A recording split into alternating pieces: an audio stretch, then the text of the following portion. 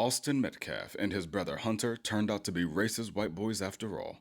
Who saw that coming? The cat is officially out of the bag in regards to this ongoing hearing to determine if Karmelo Anthony should get a retrial, a hearing that is expected to conclude today with a final decision later this evening. And the most shocking details to still come out of this hearing is both parties' business being put all out there after being prohibited behind a gentleman's agreement. This was the rumored affidavit or deal between Texas prosecutor Bill Werski and Karmelo Anthony's first defense attorney Mike Howard, where we initially heard about the Metcalf brothers' racist graffiti, and due to this signed gentleman's agreement, was prohibited from being brought up in court to ultimately shed light on their character. That was just one of the unpresented evidence, and when I tell you there is so much more and way much worse. The reports that I am reading from today are from reporter J.D. Miles for CBS News Texas, actively attending the second segment of this hearing as of this video being recorded and uploaded. Let's start with Karmelo Anthony, because frankly, the evidence on him makes the least amount of sense to withhold, and you're about to see why. Collin County prosecutors revealed a 75-page file on Karmelo Anthony, detailing history of prior behavior, allegations of stalking, and disturbing text messages prior to the stabbing. Text messages that show that Karmelo allegedly sent numerous threats to his ex-girlfriend, and has apparently expressed to her fantasizing about stabbing someone, and I quote, licking the blood off the blade? While sending photos of knives. On the morning of the stabbing, Karmelo allegedly texted his ex-girlfriend, and I quote, low-key on the urge, which prompted his ex-girlfriend, Valeria Perez, to report that she was being stalked and feared for her life to their assistant principal at their school. Now here's what doesn't make sense, because one,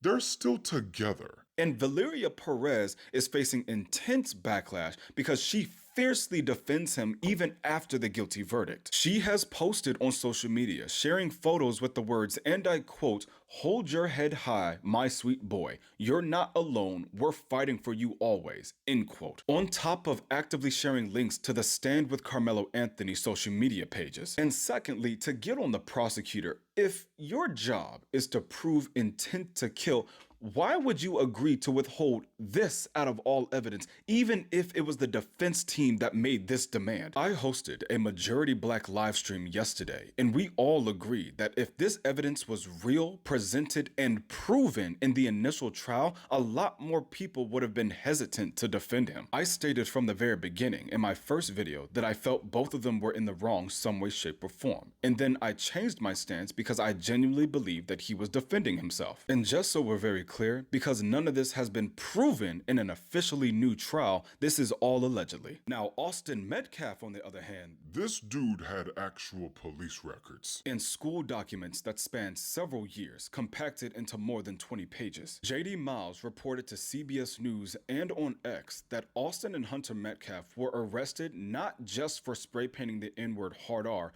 but their racist graffiti included, and I quote, hail the mustache man, and calling for the Triple K to unalive all black people. They were both convicted for vandalism, and they were sentenced to 1 year on juvenile probation. Other documents show instances of Austin using racial slurs in school, and in 2023, Austin was accused of bullying a black student in class. And in 2018, while still in elementary school, Austin and his brother Hunter were accused of bullying and assaulting a female classmate, which led to his arrest. If he died in 2025 at the age of 17, 2018 puts him at 10. In 2024, during an argument with another female student, Austin allegedly knocked her to the ground and punched her in the stomach. He was also kicked out of a football game and texted someone later, I was about to beat the swear word out of those kids. At a previous track meet, when another student alerted Austin that someone not on their team, quote,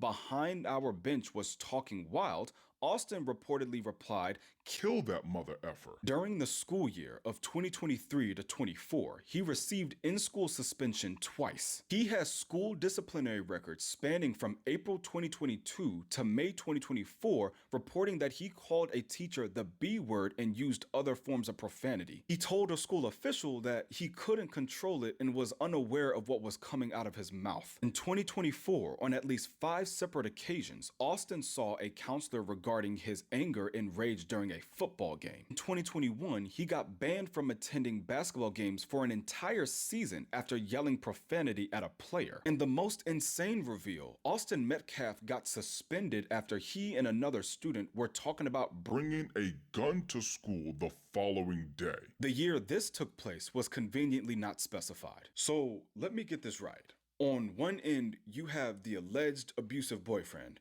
and on the other end, you have a confirmed violent racist that's going down the Bully to school shooter pipeline? This is exactly why Daddy Metcalf begged the public to not make it about race, not just because they had a racist incident, but they were threats to society, and he already knew it. He let himself get disrespected by white supremacist Jake Lang. You take my son's face off your website.